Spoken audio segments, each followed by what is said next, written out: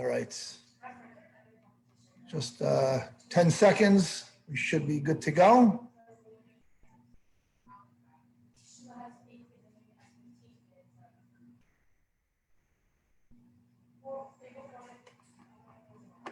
Okay, I'm here finally. Okay. Welcome, everybody. So nice to see you. Yesterday was Gimel Tammuz, the 26th yahrzeit of the Lubavitcher Rebbe. As you all know, from all the messages that we sent, the recordings, the Farbrengens that I hope you tuned into. And it was quite a day for me as a chassid, a follower of the Rebbe, having grown up in Crown Heights. I used to see the Rebbe at least once a week, sometimes more often. And it was quite an emotional day yesterday. And I spent my day studying the Rebbe's Torah, his talks, his teachings, reading some of his letters, and engaging in Farbrengens wherever I could find some inspiration to keep the spirits up, but most importantly, to feel connected to the Rebbe. My Mishaleach, the one who sent me here to Orange County, to Laguna Niguel, to this beautiful community. One of the thoughts that was shared by a rabbi at one of these Farbrengens yesterday, I think it was actually Wednesday night, he repeated a letter that he read in which the Rebbe addresses an individual that owned a cleaners. And the Rebbe's point was how we ought to find meaning and purpose and direction and relevance between everything that we do, as mundane as the activity may be, and our divine service and connection to God. And this is perhaps a practical takeaway that each one of us can take from the Rebbe's teachings and the way the Rebbe looked at the world and everything that he encountered and taught us to do the same. And the Rebbe said in the letter to this fellow, he says, you know, you buy a new garment and you wear it once, you wear it twice, 5 times. Eventually, the garment gets dirty, it gets soiled, it gets wrinkled. You want to look like a mensch. So you say, okay, I can't use the suit anymore. I guess I'm going to throw it into the garbage and buy a new one. No. Baruch Hashem, there's something called dry cleaners. You bring it to the cleaners. And what does the cleaners do? Says the Rebbe, he puts it into water. But not just regular water, warm water. And then he mixes some chemicals to remove the stains, the soil, and so forth. And finally, the last step is he puts the garment under a press, and you have yourself a brand new garment, or what looks like a new garment. And this process can be repeated over and over again. Said the Rebbe, every morning in the prayers, we say, Elokai neshama shenasata bi tahirahi. God, the soul, the neshama that you gave me, tahirahi is pure.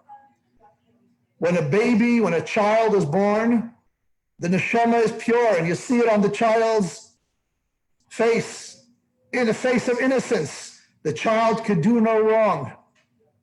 What happens when the child gets older? The child starts becoming a little deceptive, begins to lie, maybe cheat. Where does the child learn this from? Maybe from the adults around him? I don't know. But in life in general, we try to stay, so to speak, on the straight and narrow, but we all make mistakes. We take a wrong turn.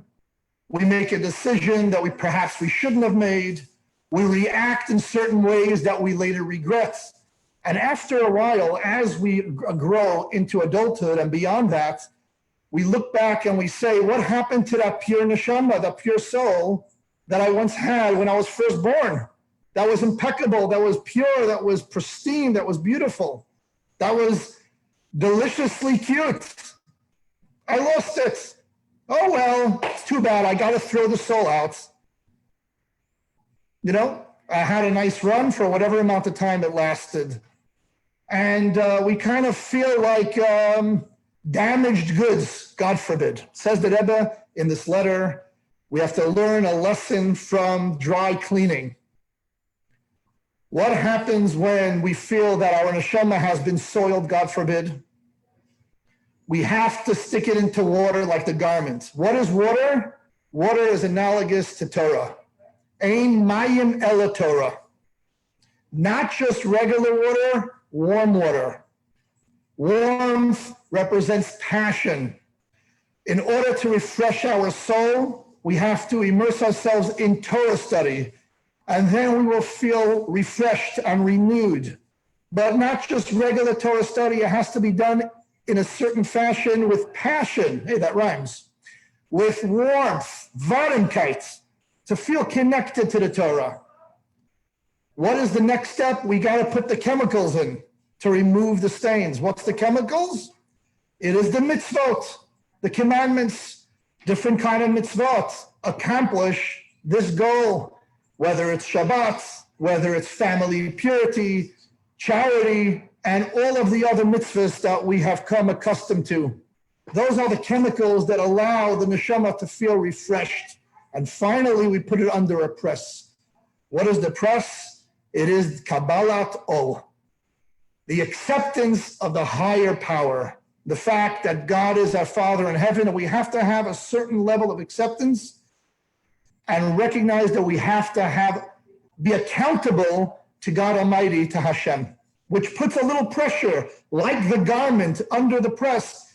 It puts us under pressure because we feel that we have to be accountable to Hashem and we have to answer to Him. It's the good kind of pressure. And what happens when we're done the process? We have a brand new soul, just as we had when we were first born. So the Rebbe said to this individual, you can learn a lesson from your profession, from a cleaner's, of how to approach life, and never to view yourself as I'm too far gone. My soul has been soiled. I'm an old guy. I've made too many mistakes in my life. God forbid. Your neshama is pure, like the day you were born.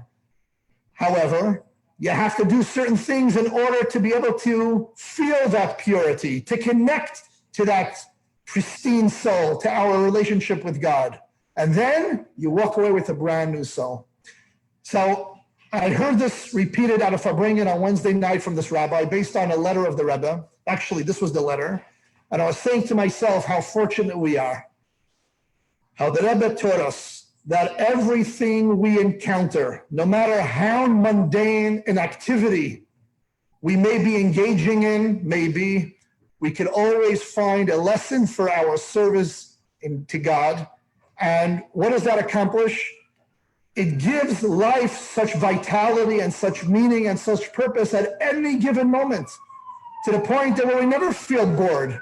Our lives will never feel empty, because no matter what it is that we're doing, whatever it is that we're involved with, or we may be interacting with this person or that person, whatever it may be, eating, enjoying a Shabbat dinner, taking a walk in the park, we ought to always find a lesson in Avodas Hashem, in our divine service.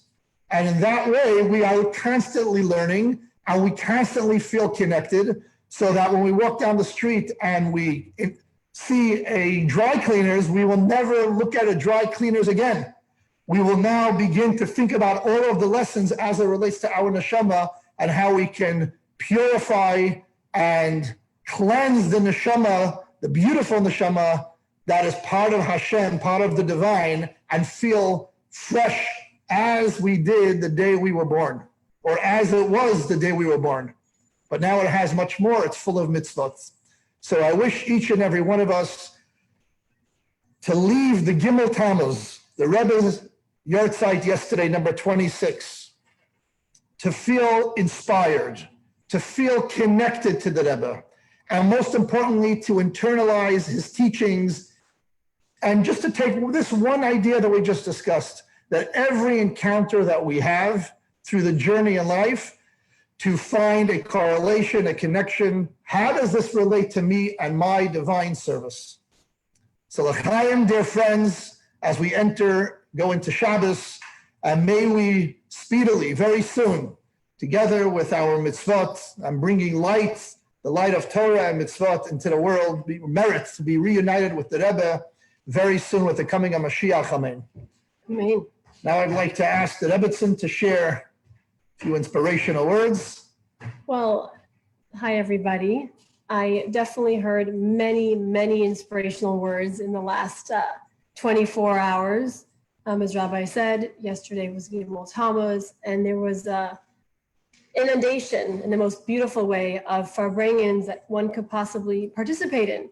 I think it was the Rebbe who was so innovative in his outlook many, many years ago in saying that all of the technologies and discoveries that man finds is really to be used for the purpose of serving Hashem. And I think that he did international broadcasts way, way, way before, over Hanukkah time, way before anyone else did. And I think that right now, more than ever, we are seeing the beauty and truth in those words, because so many opportunities for learning were available to men, women, and children throughout the day, and really beyond, of course, continuing, but especially on that day. And it was really special how my children were able to participate in age-appropriate Farbrengens for them. My son was on a Zoom call, Mayor, with over 275 other children from around the world. Risha was on a Zoom call with almost 200 children, girls. There was one for girls, one for boys. And the beauty of it being in my home was that I got to hop from Farbrengen to Farbrengen. I got to see the beautiful stories and activities and games and songs that were going on that I normally would not be able to view because my children would have been participating in person. So that was a real treat for me. And I'd like to share with you one of the stories that I heard that I think bear repeating and hopefully can gain some inspiration from it. The story takes place some number of years back. There was a rabbi by the name of Rabbi Darren, who was a shaliach of the Rebbe on the East Coast. And he was either newly arrived there or newly expanding to the campus area in his town. And he wanted to open in a way that would really attract the campus. There were many, many Jewish kids in that school. And it was, I think, specialized in fine arts. It was a beautiful performing arts area there. And he decided that the best way he could possibly really start with the splash was to do a large grand scale concert in the huge concert hall that was there on the campus. He figured this way, if the kids are all into music and art, it would be a great way to have a Jewish concert. Who wouldn't love that? And he got to work promoting it and hanging up posters, making calls, doing everything he can to really start off his involvement in that community with this concert. And it was meant to take place on a Sunday. And the Friday before, he calls up the office, the administrative office there, and he said, "Can you please tell me how many tickets I've sold for this concert?" So he said, "One moment, Rabbi Darren." They look it up. It said, "I believe you've sold about 72 tickets." He said, 72 tickets? This seats a few thousand people in this hall. This is going to be the mortification. He was just horrified. He said, "Can you double check? There must be." He said, "Do you mean 720 tickets or 72 tickets?" He said, No, Rabbi, you have 72 tickets. He hung up and he literally was shaking. He was sick to his stomach. He said, "Here I am trying to make this beautiful sanctification of Hashem's name, of Jewish pride, and this is going to be the biggest embarrassment ever. I've invited the media to come. There's going to be so many people there, broadcasting this event that's going to have 72 people. What am I going to do?" And as he went into Shabbos, he literally was in a state of panic, and he just didn't know. He was beside himself. He was just so anxious. And as his wife lit the candles, he was really deep in thought and remembered a story, one that I had heard as well, growing up, of this very famous chassid. His name was Rabbi Mendel Futterfass, who was imprisoned somewhere in Siberia. Correct me if I'm mistaken in any of my information. For a number of years for the horrible crime of being a Jew and disseminating Judaism and being a Torah teacher and being involved in the schools. And he was sitting in this Siberian home. It was basically house arrest in Siberia, away from his family, away from his friends, away from everyone that he cared about, away from his beloved Rebbe. And he was feeling so down and dejected. just feeling so sorry for himself. And he said, I wish I could just write a letter to the Rebbe. I would be able to pour out my heart to him and just ask him for a blessing for all of my troubles, because I just need to pour out my heart to the Rebbe. And so he said, you know what? I'm going to, in my mind, I'm going to pretend that I'm writing this letter, because I have no pen and paper to write a letter on. And even if I did, there's nowhere to mail it, and there's no mail that's going to bring it to where the Rebbe was at that time. So he sat down in his mind and he imagined that he was doing all the preparations that one would do before communicating with the Rebbe, preparing themselves spiritually, getting in the right frame of mind, putting on his proper garb. And he was just envisioning all this in his mind. And he sat down in his mind, he wrote a letter to the Rebbe. And he felt such a measure of relief that he did that. Unbeknownst to him, just a number of days later, a letter came to his family that was addressed to him, and it said, I received your letter. And he went on to leave his blessing. So this Rabbi Darren is thinking about this story. He's saying, you know what?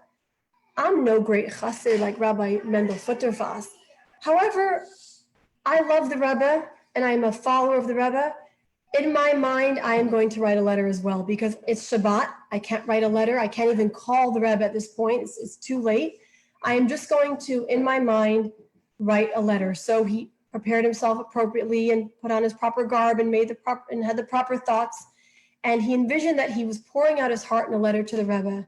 And he said how terrified he was, of how he thinks it's going to be a terrible flop and actually an embarrassment to the Chabad on this campus, how they're going to look at them like a joke. And here he was trying to accomplish something wonderful, and he's afraid that it's going to cause the opposite. And he's begging the Rebbe for his blessings, that it should be success on Sunday.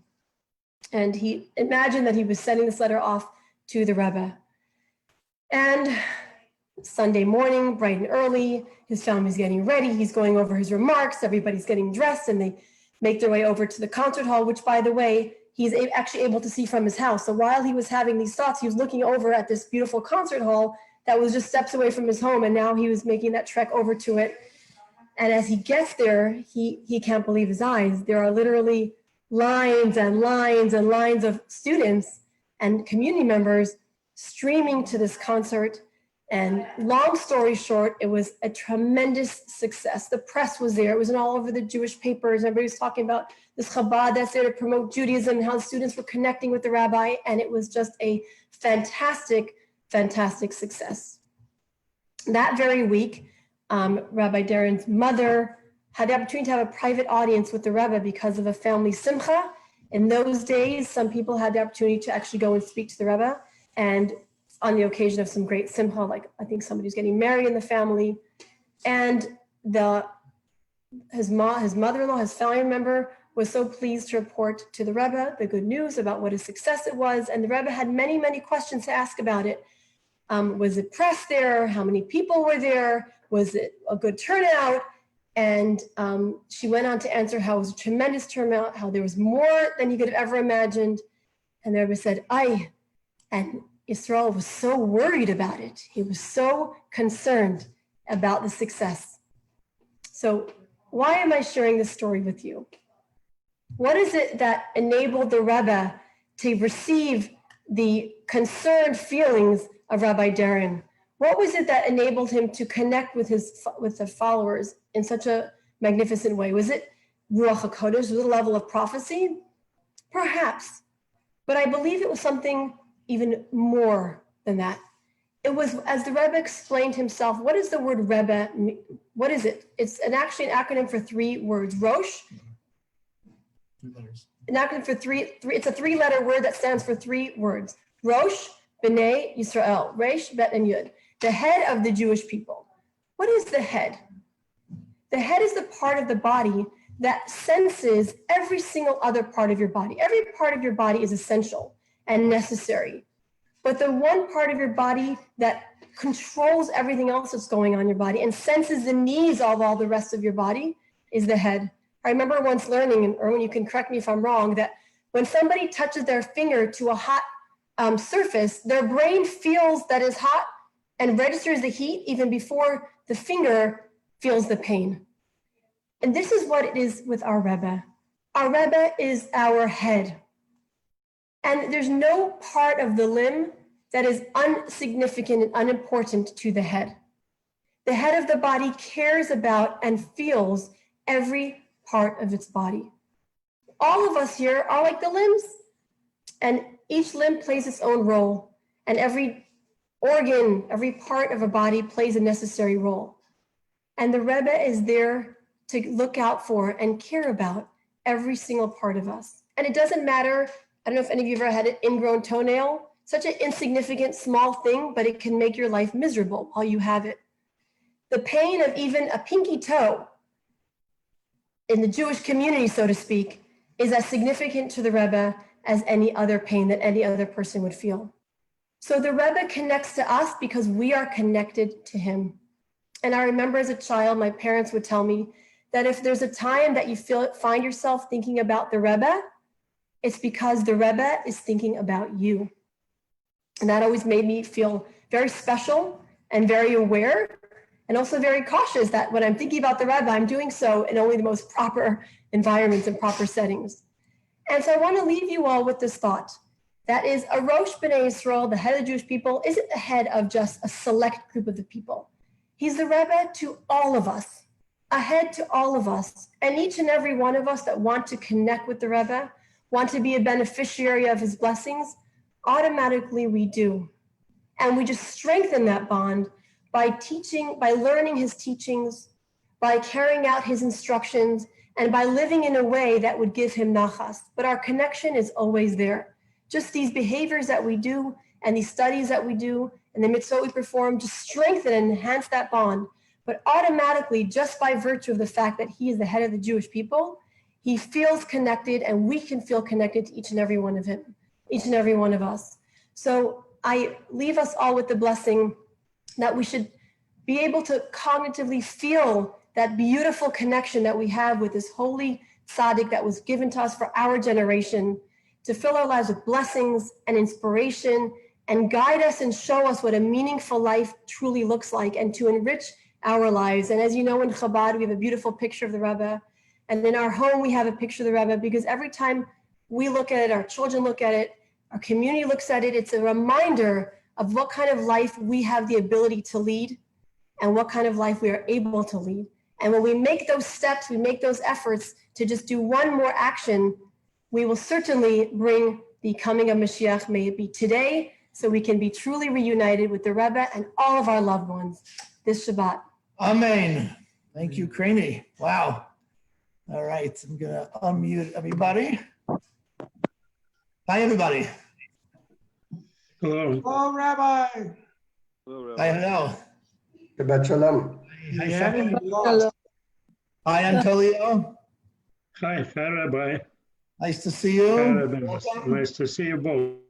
Yes, I'll see you. I know that some of you here visited New York with us, and the Ohel and Crown Heights and the Rebbe's home and the Rebbe's room and the library. And I remember how connected you felt at that time.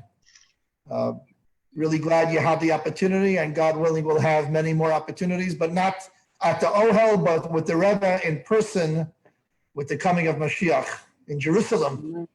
Amen. Hi, George. Shabbat shalom, Rabbi Manishma. Baruch Hashem. Hakol Beseder. And Craney. Baruch Hashem. Baruch Hashem, good. All we can say, thank God. How are you doing here? George, I've got some information I need to work on for this weekend for you. One more time, please. I'll get a hold of you Sunday. Okay. Hey, Laurie. I don't know if Lori could hear, but I see Lori here. And we not sure where the towels went, and Naftali. Anyway, Did you want to say something? hi, Jean. I don't know if it could, you hear me, Jean? Gene. You know what, I'll say what he was gonna say. L'chaim to the Jewish people. Anyway, it's always a pleasure. This is a real highlight for us every week. And I want to wish everybody a good Shabbos and good health, spiritual health, material health, and wealth and many years to go with it. And continue doing all of the mitzvot at home, the tefillin, and of course, we're going to light the Shabbat candles soon. And hopefully with all of this inspiration and the light of the mitzvahs that we are continuing to bring to our community and the thousands of communities around the world. Craney mentioned about Zoom, how the Rebbe was a big proponent of technology. There was a Zoom Farbrengen that it was actually emceed by my brother, Chabad Rabbi in Long Island. There were 45,000 devices that were tuned in. Each device had who knows how many people. So many, many more than that.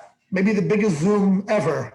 Usually Chabad breaks records, right? The biggest sit-down dinner in New York. So now we broke a record, the biggest Zoom, 45,000 devices. Where I saw pictures of that. Where was it produced? At Crown Heights? Produced at the Ohel, at the Rebbe's Holy Ohel that we visited together in Queens. remember So they had that. the technology in that building. They brought it there. And my brother told me behind the scenes, everything was like clockwork. I mean, he needed to stand a certain way. He needed to follow the script. And if you know my brother, he goes off script all the time. They say, Rabbi Paltiel, stay on script, all right? It's clearly a family trait Yeah, it there. must be the family thing. I remember that night. That's when every other computer went down. Every other system crashed. Now you know who to blame. Very That's good. right. Something else to blame on the Jews, right? Look how much Torah is being spread throughout the world. There are people who I think are learning Torah today that didn't learn Torah before COVID, because we have this ability to increase the numbers by so many by virtue of learning virtually, whether it's people who live in distant places, people who, for whatever reason, were uncomfortable to come into a Chabad house, or people who just have the time to do it now. Whatever the reason may be, I believe there are many more people studying now. I know the course that Debbie gave, I saw the numbers. I mean, it was amazing, and the feedback. So it's not just a silver lining. I think this is what the Rebbe was talking about way back then in the 80s, when you saw outside 770, when he spoke, a dish where his talks were broadcast all over the world. And the Rebbe said, we got to use technology for its truest purpose.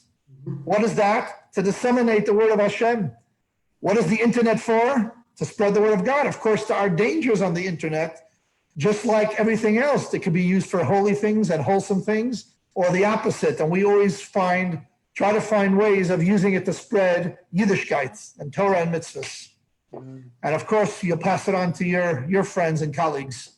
Yes, and from Roberta and I, please wish the best Shabbos to your children too, the young adults, right down to the Kleinala. Thank We you. just seen them. Yeah, Yeah, they're running around. Today's questions. me too. That's right. We can have him call you if you need. Anytime. Absolutely, absolutely. Anytime. Got a whole list. Okay, good. Anyway, have a good Shabbos, everybody. Shamir and Anatoly and Jean and Linda and Erwin and Eugenia and Helene and Mark, who was there a moment ago, George and Roberta. I don't know if Shai and Sam and Naftali are on, Denise. and Denise. Anyway, Shabbat Shalom. Shabbat shalom. Good Shabbos to everybody. All the best. Thank you, Rabbi and Crane. Good Shabbos, thank It was you. A wonderful. real pleasure. Always a pleasure. During the week, Rabbi. Sorry, Jean, I couldn't hear you. Good Shabbos. Well, we'll hear you soon, I'm sure. It's good. Yeah.